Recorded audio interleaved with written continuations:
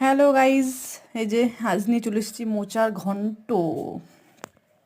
আগের দিন রাত্রে মোচাটাকে ছাড়িয়ে কেটে জলের মধ্যে ভিজিয়ে রেখেছিলাম। মোচার সব অংশ, মোচা মানে কলা গাছের ফুল, মানে সব অংশটাই খাওয়া যায় না। ওর মধ্যে ছোটো ছোটো কলার যেই এগুলো থাকে সেইগুলোই খাওয়া যায়। এই যে ফুলের মধ্যে দেখাচ্ছে, তার মধ্যে এটার মধ্যে সব খাওয়া যায় না। এটা মানে বাছতে হয়। এই যে ভেতরে সে কলার অংশটা, যেটা থেকে কলা হতো সেই অংশটা, আর এই যে এটা সাদা অংশটা, এটা বাদ দিতে হয়। পুরো অনেকটা সময় লাগে। খেতে যেমন সুস্বাদু এবং শরীরের পক্ষে যেমন ভালো, মানে মোচাতে প্রচুর আয়রন থাকে, তেমন খাটুনিও খুব। তো যাই হোক, এরপর আমি এটাকে আলু দিয়ে আর মুসুর ডাল দিয়ে রান্না করেছিলাম।